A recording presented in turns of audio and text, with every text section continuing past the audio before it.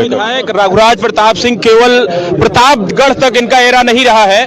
औरंगजेब की मकबरे कब्र को लेकर जो विवाद हो रहा है उसको राजा भैया किस तरह से देखिए, औरंगजेब तो ऐतिहासिक खलनायक था, है और वो खलनायक ही रहेगा। नहीं, हमारा सौभाग्य है, और सिर्फ हमारा ही नहीं, गोपाल जी का भी, विनोद सरोज का और जनसत्ता दल के सभी समर्थकों का, कार्यकर्ताओं, पदाधिकारियों का ये सौभाग्य है जो क्षेत्र में इतना स्नेह, सम्मान और सहयोग मिलता है।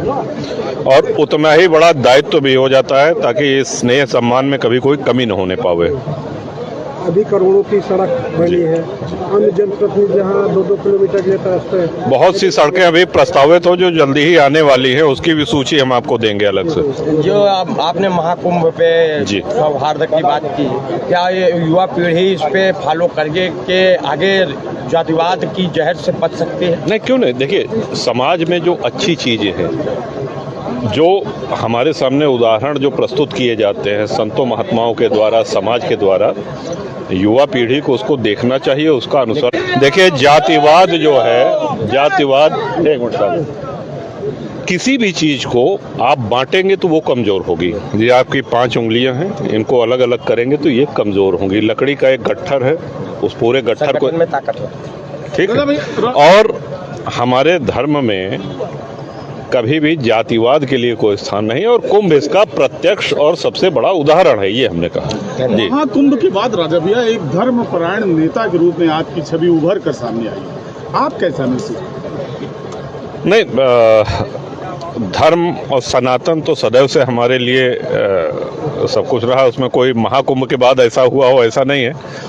कुंभ में हमको भी एक लंबी अवधि तक प्रवास करने का सौभाग्य मिला, रहे, जो कुछ सेवा हो सकी किया। और मैं समझता हूँ कि पूरे भारत से सभी धर्मनिष्ठ लोग, सभी धर्मनिष्ठ हिंदू वो आए, स्नान किया, आनंद लिए। तो वो तो सौभाग्य है हम लोगों का कि इतना बड़ा आयोजन, और उसमें हम त्रिवेणी स्नान कर रहे हैं। अच्छा, आपकी एक सूक्ति बड़ी प्रसिद्ध है, तो कटोगे या जोड़ेंगे तब। बिल्कुल बिल्कुल बिल्कुल बिल्कुल बिल्कुल बिल्कुल। इसका युवा कहीं न कहीं फॉलो, इसको युवा भी समझ रहे हैं, इसको वरिष्ठ जन भी समझ रहे हैं, इसको हमारी माताएं बहनें भी समझ रही हैं, और इसको आप भी समझ रहे हैं। आप लोग भी इससे सहमत हैं।